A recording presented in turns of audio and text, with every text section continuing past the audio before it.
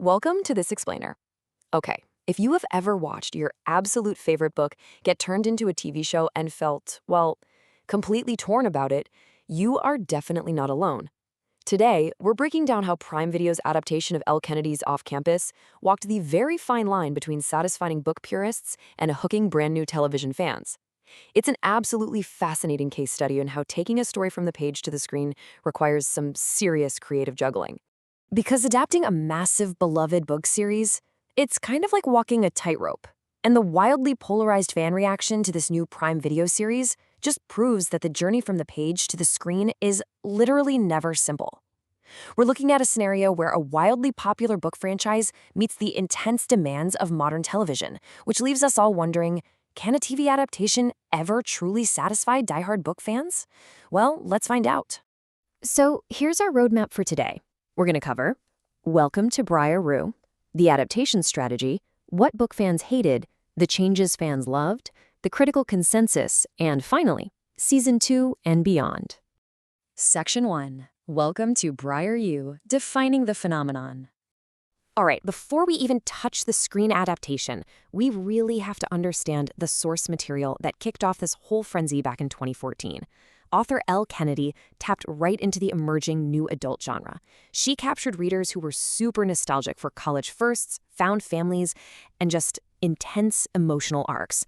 It provided the perfect answer for readers who had aged out of high school young adult dramas, but honestly weren't quite ready for the established 35-year-old heroines found in traditional romance novels. And the core of that first book, The Deal, and by extension the show's first season, rests on a totally classic fake dating trope. We've got music major Hannah Wells and hockey star Garrett Graham. Garrett needs a tutor to pass philosophy, and Hannah wants to get the attention of another guy. You know the drill. It's the perfect recipe for forced proximity and undeniable chemistry, and it serves as the anchor for the entire Briar U universe. Moving on to Section 2, the adaptation strategy, expanding the universe. So when bringing Off Campus to television in May 2026, the game plan actually had to shift. Instead of just hyper-focusing on the main couple, they had to build a lasting ensemble cast. As author and producer Elle Kennedy noted, the creative changes made by showrunners Louisa Levy and Gina Fator were consciously designed to stretch the story out across multiple seasons. They realized they had this huge, rich world full of dynamic characters, and keeping the camera strictly on Hannah and Garrett simply wasn't going to build a multi-year television franchise.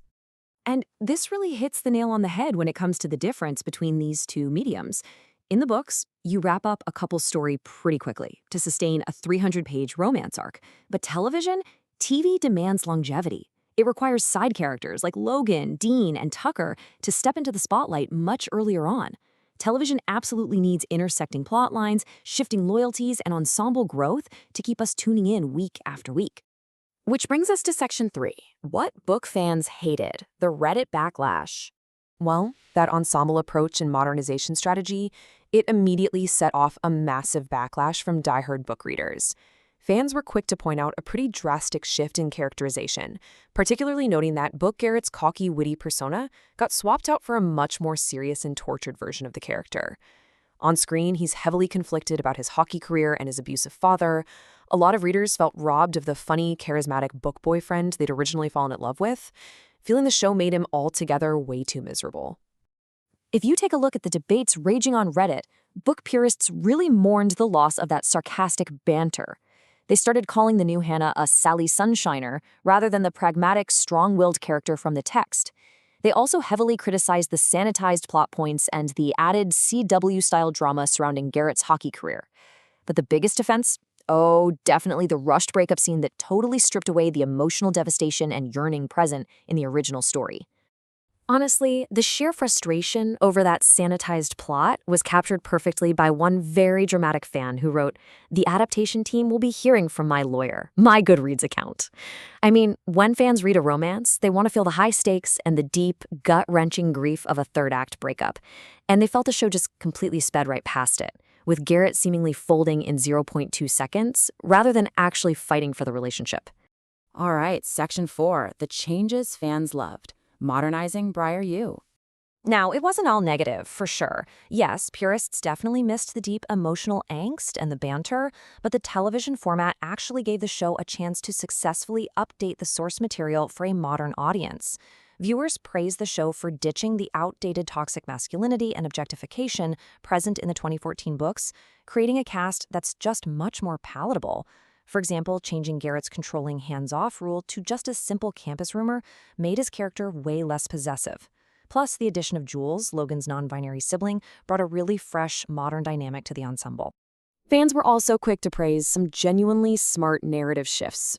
For instance, making Hannah's crush, Justin, a musician instead of a football player, people felt that made way more sense for her character.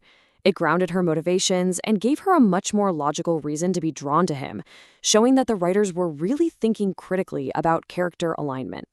We can also see the show super intelligently laying the groundwork for its own future. Take the relationship between side characters Dean and Allie. Instead of a hazy, drunk accident like in the books, the show made their start an intentional, consensual fling. It sets a much healthier tone and builds a really strong foundation for their romance to eventually take center stage. Next up, Section 5, the critical consensus. Overwhelming success. Because, hey, despite all those fierce Reddit debates about canon changes, from a critical and overarching viewership standpoint, the adaptation is objectively a massive hit. The series scored a stellar 93% on Rotten Tomatoes, with critics really praising its ability to genuinely care for the romance genre without ever feeling exploitative. It proves that by balancing fan-favorite tropes with genuine, soapy drama, the showrunners actually managed to capture a massive television audience that extends way, way beyond just the book readers. Collider even gave the season an 8 out of 10, specifically calling out the undeniable, authentic chemistry between Ella Bright and Belmont Cameli as the core reason the whole thing just works so well. You know, when adapting a romance novel, if the leads don't have chemistry, the entire project falls apart. But here, the casting was praised universally, successfully carrying the show right through any narrative bumps. Which leads us to our final section, number 6, Season 2 and Beyond, expanding the roster. Thanks to this sweeping success, Prime Video literally did not wait around. They confidently renewed the series for a second season back in February 2026, months before the first season even premiered. Following the ensemble breadcrumbs they dropped in Season 1, we already know Season 2 is going to center on Dean and Allie, gracefully moving Hannah and Garrett slightly to the side to let the next romance bloom. Beyond that, Elle Kennedy is hoping to eventually showcase all the couples in the universe. That means we are looking at a long-term television roadmap that'll eventually feature Logan and Grace, and then Tucker and Sabrina. So, as the off-campus universe heads into its highly anticipated second season, it leaves us with one incredibly provocative question. Can the showrunners keep walking that tightrope between honoring the original text and crafting sustainable television? It is such a delicate balance of giving fans what they remember while creating what a modern television audience actually needs. We'll definitely be watching to see how they pull it off. Thank you so much for joining me for this explainer, and keep your eyes peeled for what Briar U brings us next.